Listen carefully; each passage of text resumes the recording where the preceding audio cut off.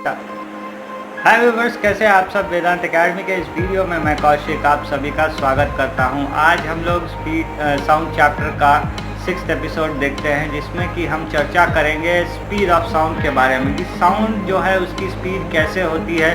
इसके बारे में हम पूरी डिटेल स्टडी करते हैं। तो शुरू करते हैं जल्दी से साउंड की स्पीड के बारे में। तो स्पीड जो है साउंड का वो मीडियम के ऊपर बहुत ज़्यादा डिपेंड करता है। तो यहाँ पर देखिए, speed of sound depends upon the nature of medium and it doesn't depend upon frequency. तो फ्रीक्वेंसी से इसका कोई लेना देना नहीं है। इससे पहले भी हमने आपको वीडियो में बताया था कि फ्रीक्वेंसी चेंज नहीं होती, उसका एम्पलीट्यूड भले चेंज हो जाता है मीडियम चेंज होने पर, लेकिन फ्रीक्वेंसी उतनी की उतनी ही रहती है, क्योंकि फ्रीक्वेंसी जो है वो एनर्जी से रिलेटेड है। तो यहाँ पर स्पीड जो है साउंड की वो कौन से टाइप का मीडियम हमारा है उस पर डिपेंड करता है। If medium changes the speed of sound will also change. तो जैसे ही मीडियम चेंज होता है वैसे ही साउंड की स्पीड भी चेंज हो जाती है। When medium change wavelength changes, therefore according to v is equal to lambda nu speed also changes. तो जैसे कि हमारे पास एक फार्मूला होगा, आगे चल के हम लोग इसके बारे में देखेंगे 11th क्लास में। v is equal to nu lambda नाम का हमको एक वेलोसिटी का फॉर्मूला मिलेगा। तो उस हिसाब से अगर हम देखते हैं तो जैसे ही मीडियम चेंज होता है उस हिसाब से हमारा वेलोसिटी भी जो है वो स्पीड जो है चेंज हो जाएगा। अब स्पीड ऑफ साउंड के बारे में देख लेते हैं। जैसे हम लोग जानते हैं कि मीडियम चेंज होने पर साउंड की स्पीड जो है वो बदल जाती है, और कुछ फैक्टर्स होते हैं जिस पे कि स्पीड ऑफ साउंड निर्भर करता है। स्टेट ऑफ मीडियम, जैसे कि हमने आपको बताया कि मीडियम का स्टेट किस हिसाब का है, उस हिसाब से भी यहाँ पर स्पीड बहुत ही चेंज हो सकती है। जैसे कि speed is more in solids, lesser in liquids and least in gases. तो सॉलिड में बहुत ज़्यादा स्पीड होती है, उससे थोड़ा कम लिक्विड में, और गैसेस में जो है स्पीड बहुत ही कम होती है साउंड की। Speed of sound in dry air is 346 meters per second at 25 degree Celsius. तो ये आप एक फैक्टर ध्यान में रख लीजिए कि स्पीड जो है साउंड की वो ड्राई एयर में 346 मीटर पर सेकेंड की होती है 25 डिग्री सेल्सियस के टेम्परेचर में। अब दूसरा फैक्टर जो है साउंड का जो स्पीड है वो डिपेंड करता है मीडियम्स इलास्टिसिटी के ऊपर भी। तो मीडियम जो है हमारा कितना इलास्टिक है उसके ऊपर भी स्पीड की निर्भरता होती है साउंड के स्पीड की। जितना ज़्यादा इलास्टिसिटी होगा मीडियम में, और जितना फ्लेक्सिबल होगा, जितना उसके अंदर खिंचाव तनाव बहुत इजीली हो पाएगा, जितना वो इलास्टिक होगा मीडियम, उतनी ही ज़्यादा स्पीड होगी। इसके अलावा मीडियम की डेंसिटी की बात की जाए, अगर मीडियम की डेंसिटी कम है तो स्पीड जो है वो ज़्यादा हो जाती है। अगर हम बात करते हैं मॉलिक्यूलर लेवल पे, ऑक्सीजन की डेंसिटी ज़्यादा होती है हाइड्रोजन से। तो यहाँ पर हाइड्रोजन की डेंसिटी कम है, ऑक्सीजन की डेंसिटी ज़्यादा है। तो साउंड की जो स्पीड होगी वो हाइड्रोजन में ज़्यादा होगी, क्योंकि हाइड्रोजन की डेंसिटी कम है, और ऑक्सीजन की डेंसिटी ज़्यादा होती है तो साउंड की स्पीड भी कम हो जाती है। क्योंकि यहाँ पर बात ये होती है कि जब साउंड ट्रैवल करने की कोशिश करता है तो हाई डेंसिटी में वो जो है उसको बहुत सारी मॉलिक्यूल्स को टच करके जाना होता है, तो इसमें जो है साउंड जो है धीरे हो जाता है। इसीलिए डेंसिटी को हमेशा कम रखेंगे तो साउंड की स्पीड ज़्यादा हो जाएगी। अब टेम्परेचर भी एक फैक्टर है जिसके ऊपर साउंड की स्पीड डिपेंड करती है। If temperature increases the speed of sound also increases. If temperature increases 1 degree Celsius speed of sound increases by 0.61 meters per second. तो यहाँ पर एक और चीज़ देखने को हमको मिल रही है, जिसमें कि हम देख रहे हैं कि टेम्परेचर जैसे ही बढ़ता है साउंड की स्पीड भी बढ़ जाती है। कितना बढ़ती है? 1 डिग्री सेल्सियस जब हम बढ़ाते हैं तो वो 0.61 मीटर्स पर सेकेंड बढ़ जाती है। तो यहाँ पर 25-30 डिग्री टेम्परेचर जब चेंज होने लगता है तो स्वाभाविक सी बात है 1-8 मीटर्स पर सेकेंड की स्पीड जो है हमको चेंज देखने को मिलेगी। और मीटर्स पर सेकेंड बहुत ही छोटा सा है, लेकिन बहुत रैपिड काम करता है, इसीलिए फ़र्क तो पड़ता है स्पीड के ऊपर, साउंड की स्पीड के ऊपर। अब प्रेशर की बात करते हैं। प्रेशर जो होता है, change in pressure does not affect the sound. तो यहाँ पर प्रेशर से जो है कुछ चेंज नहीं होता।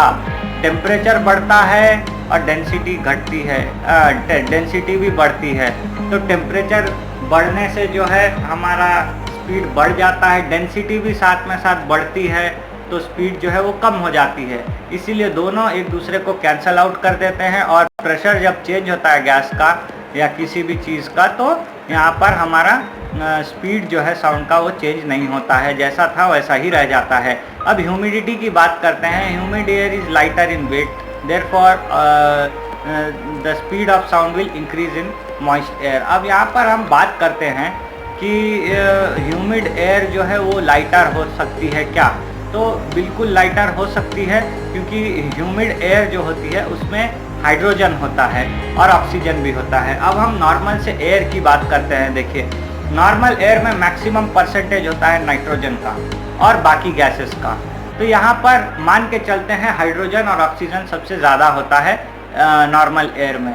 तो नाइट्रोजन का जो डेंसिटी है वो बहुत ज़्यादा होता है और ऑक्सीजन का समझ लीजिए कुछ एक होता है, मतलब समझ के चलिए नाइट्रोजन की डेंसिटी 70 है और ऑक्सीजन की डेंसिटी 30 है, तो कुल मिला के डेंसिटी हमने मान लिया कि 100 हो गया। लेकिन ह्यूमिड एयर में H2O होता है, हाइड्रोजन भी होता है, ऑक्सीजन भी होता है। तो यहाँ पर नाइट्रोजन की जगह पर जो है हाइड्रोजन ले लेगा, which is very lighter in the density.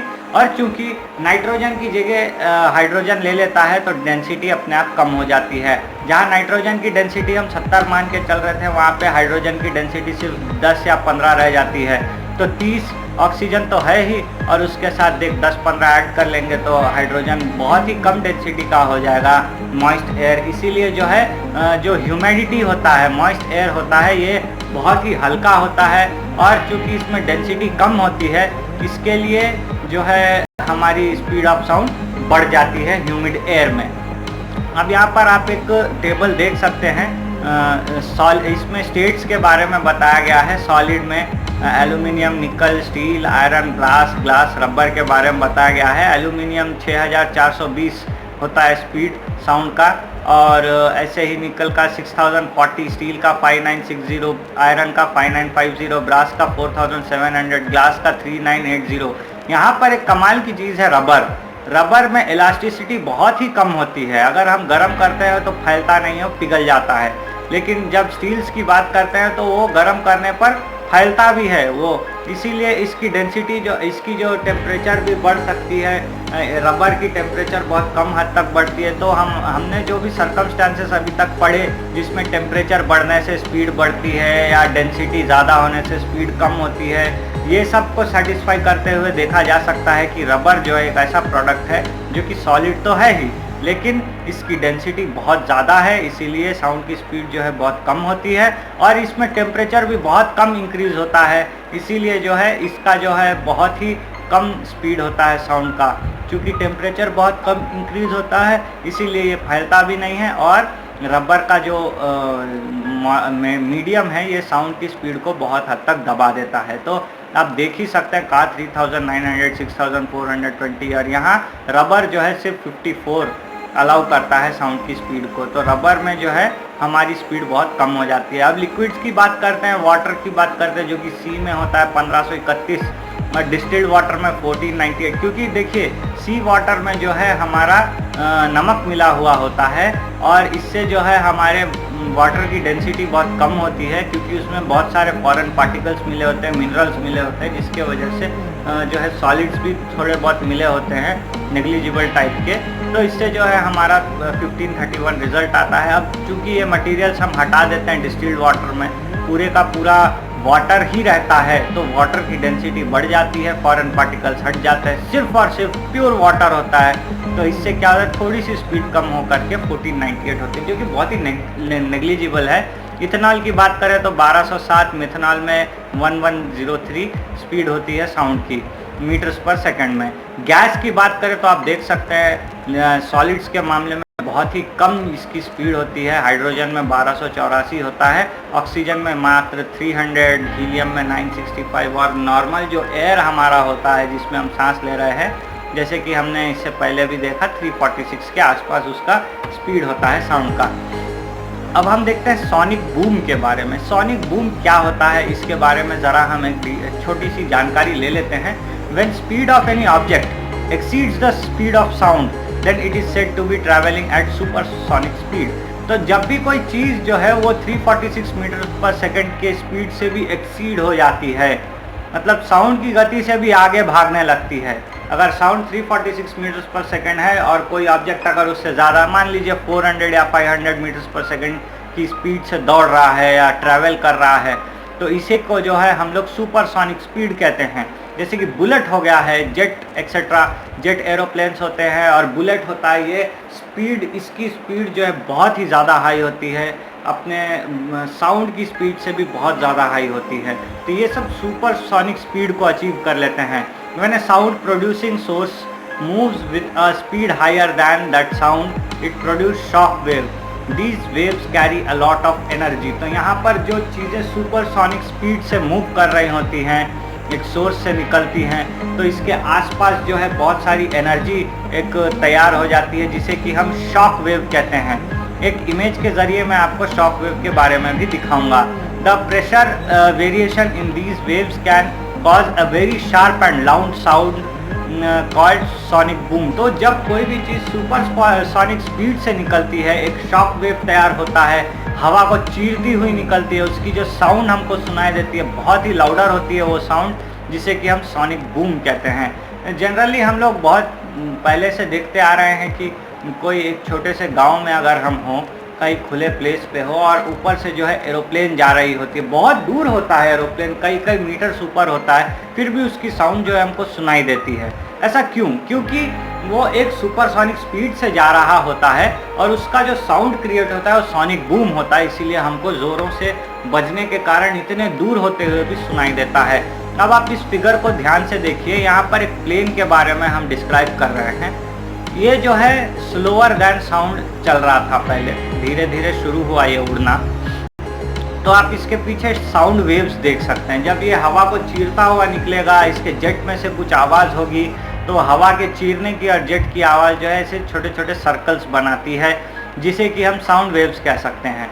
अब जैसे ही एक टाइम ऐसा आता है कि स्पीड ऑफ साउंड को अचीव कर लेती है वो एरोप्लेन, और जो है थोड़े बड़े होने लग जाते हैं वहाँ पर हमारे साउंड वेव्स। लेकिन जैसे ही वो स्पीड ऑफ साउंड को छोड़ करके सॉनिक बूम पकड़ता है और आगे सुपरसोनिक स्पीड से आगे बढ़ने लगता है, तो आप देख सकते हैं कि यहाँ पर एक जो है ट्रायंगुलर कोनिक टाइप का एक शेप बनता हुआ निकलता है। इसी को जो है शॉक वेव्स कहते हैं, और इन शॉक वेव्स के ज़रिए ही जो आवाज़ हमको सुनाई पड़ती है जेट की और शॉक वेव्स की, इसे ही जो है सॉनिक बूम कहा जाता है। तो आई होप व्यूअर्स आप समझ गए होंगे कि साउंड की स्पीड कैसी होती है, कितनी होती है, कौन से टर्म्स के हिसाब से चलती है। टेम्परेचर बढ़ने पर बढ़ती है, डेंसिटी बढ़ने पर घटती है, प्रेशर से इसको कोई प्रॉब्लम नहीं है, जब बड़े कम हो उतना का उतना ही रहता है। मीडियम की डेंसिटी डिपेंड करती है, इलास्टिसिटी डिपेंड करती है। ह्यूमिडिटी जब बढ़ती है तो स्पीड ऑफ साउंड बढ़ जाती है। तो ये सब चीज़ें हमने गौर से देखी और अलग अलग मटीरियल्स में स्पीड ऑफ साउंड भी देखा। तो आज के वीडियो में इतना ही व्यूअर्स, मिलते हैं अगले वीडियो में। Thanks for watching.